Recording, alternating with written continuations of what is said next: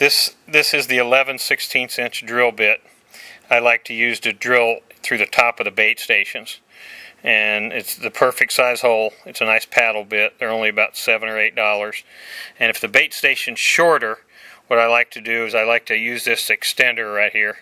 And it just kind of snaps it in right there. And then it's nice and long.